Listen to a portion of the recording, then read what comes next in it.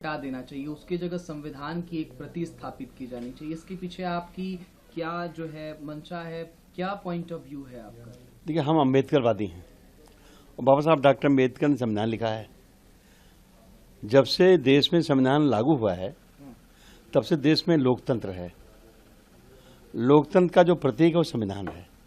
लेकिन बीजेपी सरकार ने, खासतौर जो पिछली सरकार है, मोदी जी के नेतृत्व में उस संसद भवन में जहां स्पीकर बैठते हैं दाहिनी तरफ, सेंगोल स्थापित कर दिया है।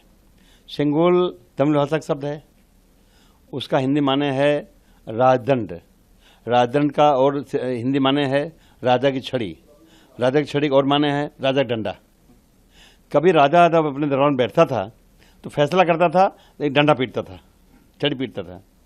अब इस देश में 555 राजाओं को सरेंडर करके ये देश आज़ाद हुआ है और अब हर वो व्यक्ति, चाहे महिला हो चाहे पुरुष हो, अगर बालिग है और वोट का अधिकार रखता है तो उसके एक एक वोट से इस देश में शासन प्रशासन चलेगा, ये तय हो गया है। तो अब देश संविधान चलेगा, न कि राजा का डंडा चलेगा। तो इसलिए हमारी मांग है कि अगर लोकतंत्र बचाना है तो संसद भवन से हटा देना चाहिए, उसकी जगह संविधान की एक प्रति स्थापित की जानी चाहिए। इसके पीछे आपकी क्या जो है मंशा है, क्या पॉइंट ऑफ व्यू है आपका? देखिए, हम अम्बेडकरवादी हैं और बाबा साहब डॉक्टर अम्बेडकर ने संविधान लिखा है।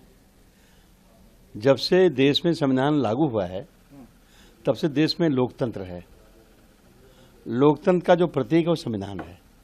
लेकिन बीजेपी सरकार ने, खासतौर जो पिछली सरकार है, मोदी जी के नेतृत्व में उस संसद भवन में जहां स्पीकर बैठते हैं दाहिनी तरफ, सेंगोल स्थापित कर दिया है।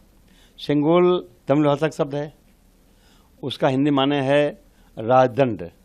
राजदंड का और हिंदी माने है राजा की छड़ी। राजा की छड़ी और माने है राजा का डंडा।